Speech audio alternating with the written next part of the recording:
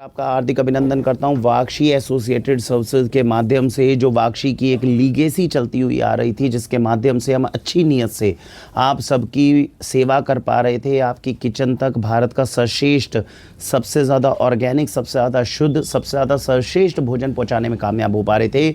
हमें आज खुशी भी है और गर्व भी है इस बात पे कि वाक्षी एसोसिएटेड सर्विसेज के माध्यम से हमारे जैसे ही लोग जो अच्छी नीयत से आपकी सेवा करना चाहते हैं, उन लोगों की सेवाएं भी हम आप तक पहुंचाने में अब कामयाब हो रहे हैं। वाक्षी के एस्ट्रोलॉजी सर्विसेज हैं, उनके लिए फीडबैक अब लोगों के आने शुरू हुए हैं कि एक कभी आप एक ज्योतिषाचार्य से ना ये उम्मीद नहीं कर सकते कि वो आपसे बातचीत करे और कुछ रत्न बेचने की कोशिश ना करे। वाक्षी के प्रोटोकॉल में है कि आप जब भी उनसे संपर्क सबसे पहले करेंगे तो आप उनसे किसी भी तरह से, जो ज्योतिषाचार्य वाक्षी के प्लेटफॉर्म पे, आप उनको किसी भी तरह की कोई जानकारी नहीं देते। केवल अपना समय, टाइम और अपना जो स्थान है वो बताते हैं, अपना नाम बताते हैं और आप उनसे पूछते हैं कि अब हमारे बारे में बताइए, क्या कुंडली में से जान सकते हैं।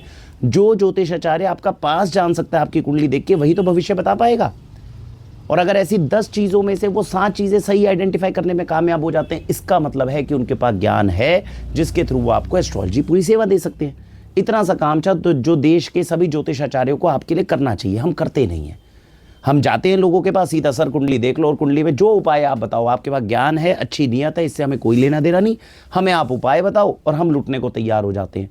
रिजल्ट ये होता है कि आप रत्न खरीद के आते हो 1.5 2 लाख रुपए के, और वो भी अगर आपके पास सही नहीं आए तो फिर रिजल्ट कैसे मिलेगा।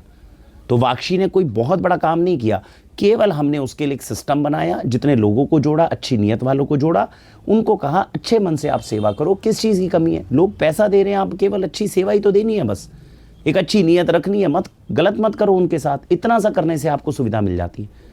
कितने देश के लोग थे जो परेशान थे, जिनको एक अच्छा लॉयर नहीं मिल रहा, एक वकील नहीं मिल रहा। सोचो किसी तरह की परेशानी हो जाए कुछ, तो लॉयर तक जो है उसके पास जाके बैठते हैं, तो उसका एक ही मकसद होता है कि सामने वाले व्यक्ति से, इसके केस से क्या रिजल्ट निकले, उससे उसको कोई लेना देना नहीं, अपनी रेपुटेशन, क्रेडिबिलिटी का लेना देना नहीं, रिकॉर्ड ही नहीं मिलते हमें। आप खुद सोचिए, किसी लॉयर या एडवोकेट के पास जाओ, क्या आप जाके कभी उनकी रेपुटेशन को चेक कर पाते हैं? इन्होंने कितने केसेस जो हैं वो ढंग से सॉल्व किए हैं, क्या इनका बिहेवियर है, क्या नहीं है, बहुत कम लोगों के पास जानकारी होती है। लॉयर हैं, एडवोकेट हैं, जी हमारा केस सॉल्व कर दो। और मैक्सिमम केसेस में ये होता है कि आप एक के बाद एक फीस चार्जेस दिए जा रहे हो, ट्रांसपेरेंसी कहीं है नहीं, आप लुटते जा रहे हो। इसलिए हमने लॉयर और एडवोकेट अलग बिठाए हैं। कभी इस तरह की समस्या, भगवान ना करे, आपके पास आए, लेकिन कभी इस तरह से थाने की, कोर्ट कचहरी की कोई समस्या आए तो कम से कम एक व्यक्ति आपके साथ खड़ा हुआ है जो आपको मिसगाइड ना करे। ज़मीनों का मामला है, आजकल हमारी जो है दिन रात की जो है सर्विसेज, मतलब हमारा सुबह से शाम तक नौकरी में व्यक्ति बिजी रहता है।